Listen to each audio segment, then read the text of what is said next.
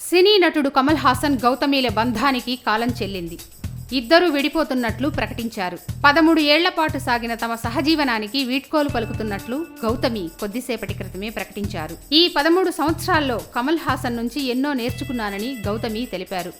తన జీవితంలో తీసుకున్న అత్యంత బాధాకరమైన నిర్ణయం ఇదని ఆమె ఆవేదన వ్యక్తం చేశారు. సినీ పరిశ్రమకు రాకముందే కమల్ తన కలల హీరో అని గౌతమి కొనియాడారు. కమల్ కు మరిన్ని విజయాలు రావాలని ఆమె ఆకాంక్షించారు.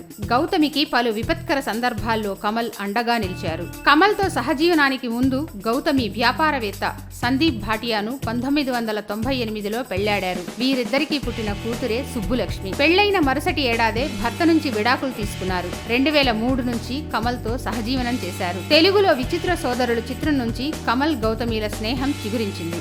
తమ సహజీవనం గురించి గతంలో వీరు మాట్లాడుతూ వివాహ బంధంపై తమకు అంత విశ్వాసం లేకపోవడం వల్లే సహజీవనం చేస్తున్నట్లు తెలిపారు. 35 ఏళ్ల వయసులో రొమ్ము క్యాన్సర్ కు గురైన గౌతమి అతి కష్టం మీద ఆ వ్యాధిని జయించారు. ఆ సమయంలో ఆమెకు కమల్ తోడుగా నిలిచారు. ఆంధ్రప్రదేశ్లోని పశ్చిమ గోదావరి జిల్లాల్లో పుట్టిన గౌతమి విశాఖలోని గీతం యూనివర్సిటీలో ఇంజనీరింగ్ చదివారు. గౌతమి మొట్టమొదటిసారిగా నటించిన చిత్రం దయామయులు.